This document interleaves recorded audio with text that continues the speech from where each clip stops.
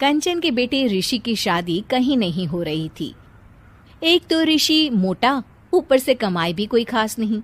लेकिन कंचन को तो शौक था मॉडर्न बहू लाने का, और उसे एक दिन ऐसी लड़की मिल भी जाती है। हमें तो आपका ऋषि बहुत पसंद है, लेकिन मैं आपको साफ साफ बता देती हूँ, मेरी बेटी के शौक थोड़े से अलग है बहन जी। अरे बहन, हमें सब पसंद है। आपकी प्रियंका जैसी लड़की की तलाश मुझे कब से थी। जींस पहनकर अंग्रेजी में गिटर पिटर बोला करे। अरे बहन, जरा सुन तो लो, मेरी बेटी के शौक क्या क्या है। अरे नहीं नहीं बहन, बस लड़की को देख लिया तो सब कुछ देख लिया। आप ना शादी की तैयारी करो, और वो जरा सामान की लिस्ट भी दी है ना मैंने। हाँ बहन जी, सारा सामान शादी से एक दिन पहले ही आपके दरवाजे आ जाएगा। मजा आ गया, मजा आ गया। अब तो बस आप शादी की तैयारी करो। प्रियंका के माता पिता के जाने के बाद कंचन का पति उससे कहता है, अरे भाग्यवान, तुम तो कुछ ज्यादा ही जल्दी दिखा रही थी शादी की। अरे बोलने तो देती, लड़की की माँ क्या बोलना चाह रही थी। अरे आप चुप रहिए जी, कुछ पता भी है आपको, बस मुफ्त में बोले जा रहे हैं। मेरी दोस्त शशि की बहू देखी, लंबी पतली और पढ़ी लिखी, हजारों में कमाई और संस्कारी भी। अरे पर जब वो मेरी बहू देखेगी तो जल भुन जाएगी। लेकिन तुम तो शादी ऋषि के लिए कर रही हो ना, या शशि के लिए? तुम्हारा लड़का कुछ कमाता भी नहीं है, और शरीर भी भगवान की दुआ से फूलता ही जा रहा है। फिर बोले आप हैं? फिर बोले आप? मैंने कहा ना, प्रियंका जैसी जींस पहनकर अंग्रेजी झाड़ने वाली बहू किस्मत वालों को ही मिलती है। चुप रहिए आप।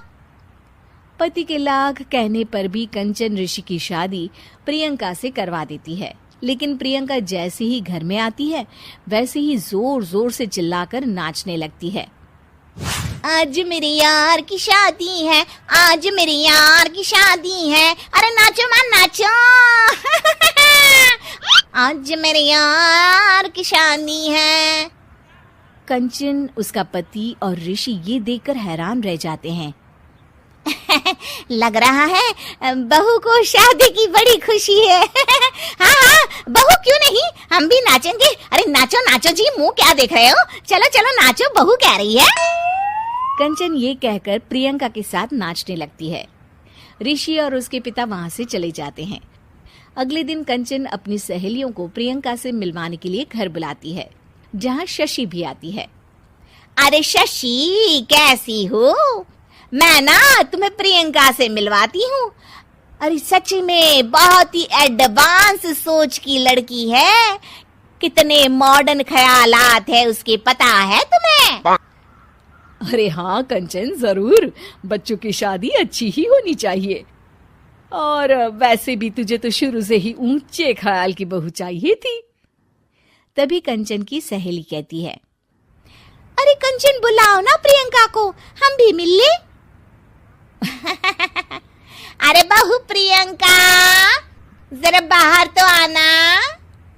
कई बार आवाज देने के बाद भी प्रियंका बाहर नहीं आती है, तो कंचन को बुरा लग जाता है। वो उसे लेकर बाहर आती है, लेकिन ये क्या, प्रियंका लड़खड़ाती हुई बाहर आती है और उसके हाथ में शराब की बोतल होती है।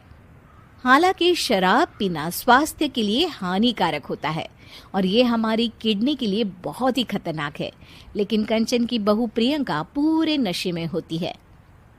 अरे इतने सारे लोग। ये कहकर वो शशि के पास जाती है। आंटी जी, पत्ते खेलेंगी, पत्ते। अरे दूर हो, दूर हो, तुम्हारे मुंह से तो शराब की बदबू आ रही है। अरे कंचन, माना तुम्हें मॉडर्न बहू चाहिए, लेकिन आधुनिकता का मतलब ये तो नहीं ना। बुरा न मानना कंचन, तुम्हें पता था कि तुम्हारे बेटे की कमाई और शरीर दोनों ही ठीक नहीं है, तो तुम्हें उसी हिसाब की लड़की से शादी करवानी चाहिए थी। ऐसा कहकर सभी औरतें वहां से चली जाती है। तभी प्रियंका की माँ कंचन के घर आती है। अरे बहन जी, बड़ी चालाक निकली आप तो। बिना बताए अपनी पियक्कड़ बेटी मेरे लायक बेटे के गले में बांध दी।